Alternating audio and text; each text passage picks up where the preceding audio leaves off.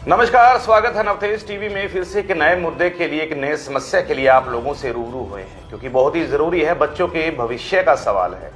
NEET परीक्षा या NEET दाखिले को लेकर जो बहुत से फ्रॉड हो रहे हैं, बहुत से हाई लेवल के फ्रॉड हो रहे हैं, ऐसा ही एक मामला सामने आया है।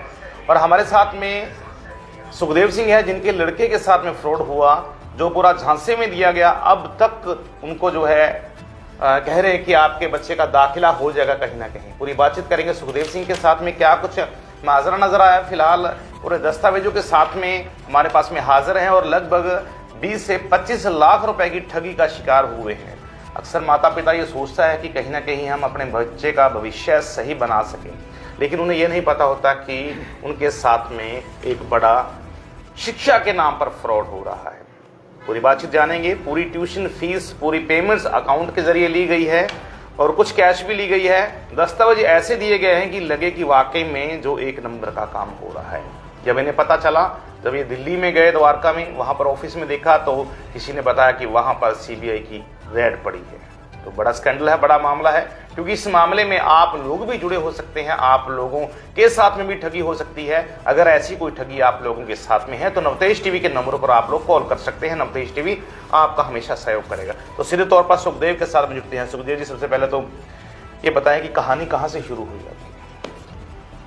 सर, हम अपने बेटे का एडमिशन करवाने के लिए द्वारका 12 में गए थे और वहाँ अपने एडुपीडिया प्राइवेट लिमिटेड के नाम से एक ऑफिस है और उन्होंने हम वहाँ के जो मालिक हैं वो सौरभ उपाध्याय सर, अच्छा, उन्होंने हमें ऐसे कहा था भी एक आपके बेटे का गवर्नमेंट मेडिकल कॉलेज में एडमिशन करवा देते हैं और उसके लिए आपने हमें 20 लाख रुपया देना पड़ेगा।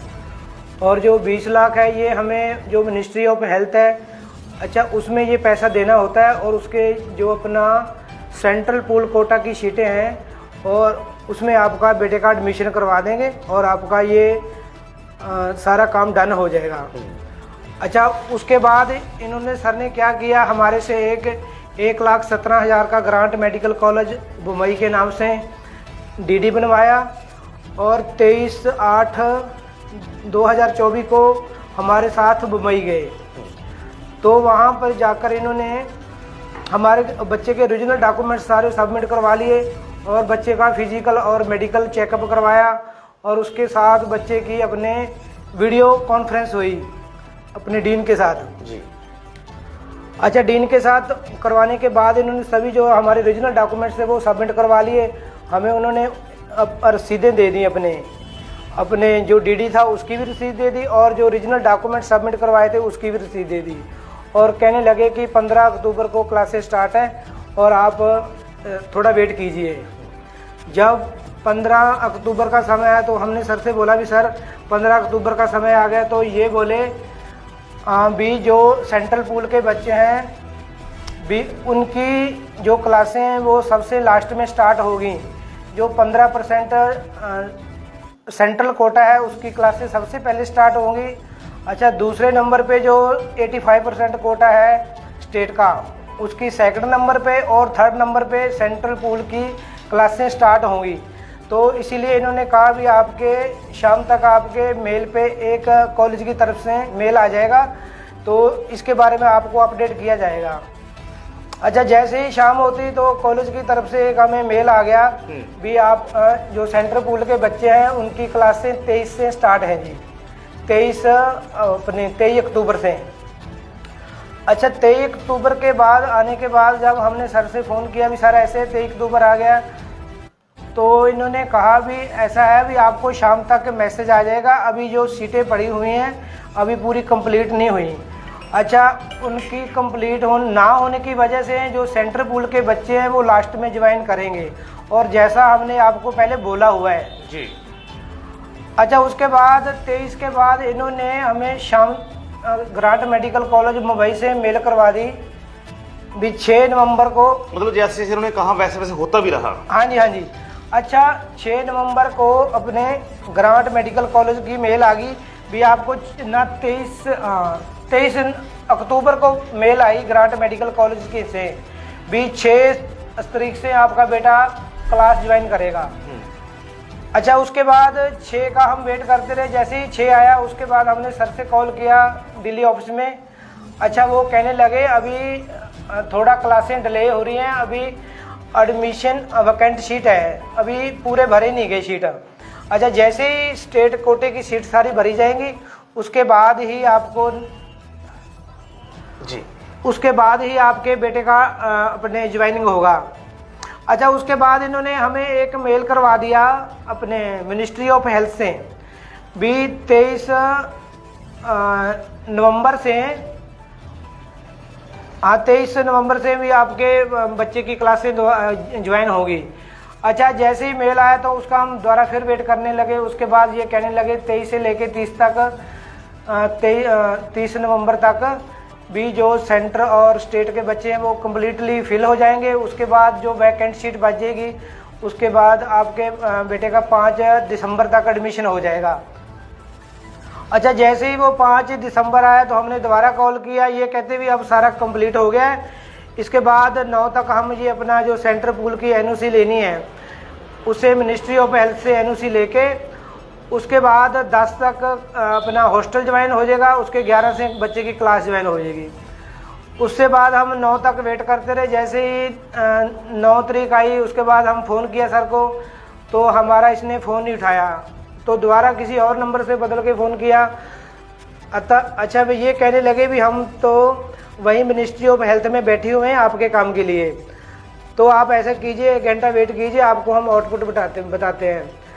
जैसे ही हमने दोबारा शाम तक फ़ोन करते रहे तो इन्होंने फ़ोन नहीं हमारा रिसीव किया। तो अगले दिन हमें थोड़ा शक हो गया भी ये कोई धांधली का मामला लगता है, तो इसलिए हम दोबारा इनके वहाँ अपने ऑफिस में गए। जैसे ही हम ऑफिस में गए तो हमें आस पड़ोस से पता लगा भी सीबीआई की रेड होने की वजह से इनका ऑफिस सील करके चले गए। तो सुखदेव जी एक बात पूछना चाहता हूँ, जब आप वहाँ पर गए आपसे फ़ोन पर बातचीत करते रहे, ये लगातार आपको डिले करते रहे? जी सर। तो डिले करने के पश्चात में मतलब आपको ये लगा कि वाकई में अब इनको कहीं ना कहीं आप ठगी का शिकार हो गए?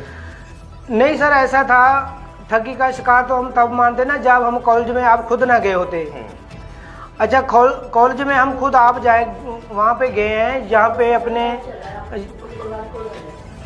पे इनके अपने ऑफिस में जो एडमिनिस्ट्रेशन है वहाँ पे जो अपने ऑफिसर बैठते हैं जो एडमिशन के कागज जमा करवाते हैं, तो वहाँ खुद हम आप गए हैं और आप जाने के बाद सारा काम खुद आप करवा के आए हैं जी। ओके। हाँ जी। तो जब 9 तारीख को 9 दिसंबर को आपके पास में कोई कॉल नहीं आई तो आप वहाँ पर ऑफिस में गए, आपको ये बताया गया कि यहाँ पर सीबीआई की एससी जिसकी भी रेड पड़ी है जी, आस पड़ोसी ने बताया आपको? हाँ सर आस पास में बताया। सर ऐसा था ना, हमें शक तो इसलिए नहीं हुआ ना, जैसे ही ये मान के चलो 23 अगस्त को सर हमारे साथ गए थे बाय एयर अपने मुंबई में, और इनके जो टिकट था हमारे साथ ही इनका टिकट था, इन्होंने ही हमारा टिकट करवाया हुआ था। और जैसे हम कॉलेज में गए, कॉलेज के जो अपने डीन थे उन्होंने जो आगे एडमिनिस्ट्रेशन था उन्होंने हमारे से कागज जमा करवाए सारे बेटे के।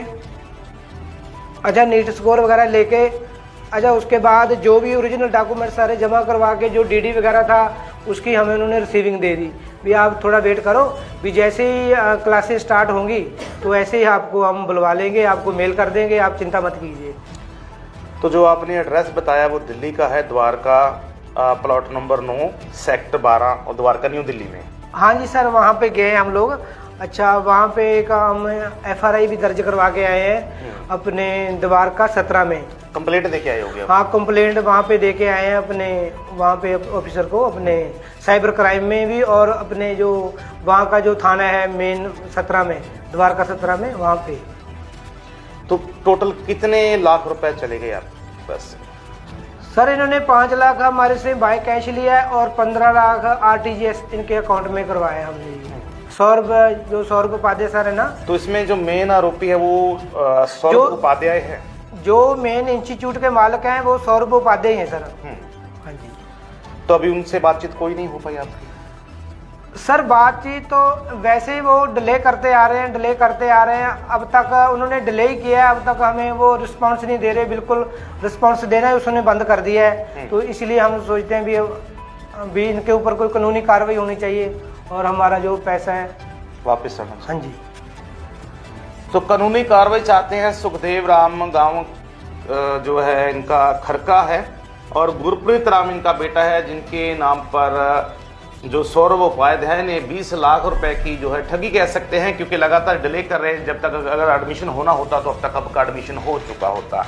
ऐसा एक मामला नहीं है, क्योंकि ये पूरा गिरोह नजर आ रहा है। अभी हमारी दिल्ली बात हुई थी तो उन्होंने कहा कि ये ऐसा एक गिरोह बन रहा है पूरे देश के अंदर, अलग अलग राज्यों के अंदर जो है अपना एक गिरोह इस्तेमाल करते हैं। 200-300 बच्चों का बैच है, ऐसे ही उनको बहकाते हैं। और हैरानी वाली बात है कि कई ऐसी यूनिवर्सिटियों के साथ में इनकी सेटिंग है जहां पर भेजते हैं पेरेंट्स को, ताकि जो है पेरेंट्स को विश्वास हो जाए कि वाकई में जो डॉक्यूमेंट्स है इनके पास में वो एक नंबर में उनका काम हो रहा है, ओरिजिनल काम हो रहा है। और ऐसा ही हुआ है। इस मामले में तह तक जाना पड़ेगा, क्योंकि ये जरूरी हो गया है, क्योंकि एक बहुत बड़ा जो स्कैंडल ओपन होने वाला है नवतेज टीवी के माध्यम से।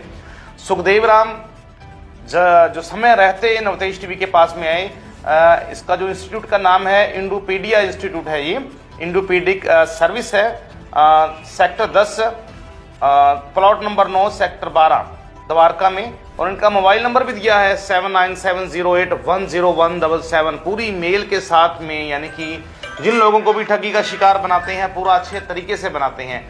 तो सुखदेव अब आप इन पर कार्रवाई चाहते हैं? जी हम सर कार्रवाई चाहते हैं।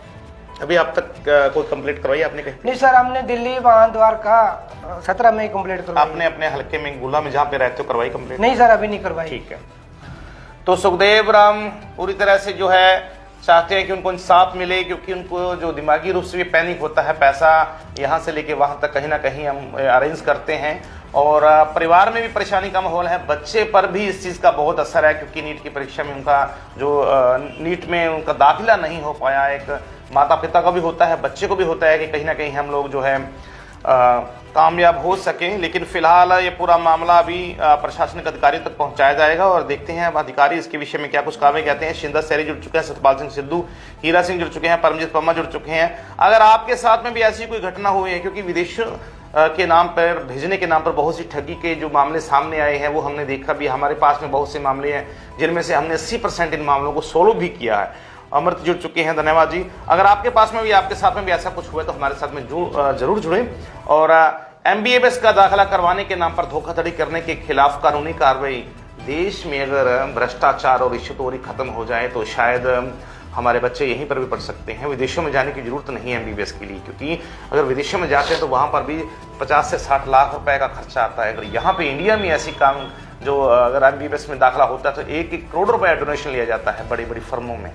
तो ये मिनिस्ट्री ऑफ हेल्थ डिपार्टमेंट बीच में जुड़ा हुआ है, इसमें तो बड़ा मामला है, छोटा मामला नहीं है। मिनिस्ट्री ऑफ इंडिया में भी बातचीत करेंगे इसके विषय में।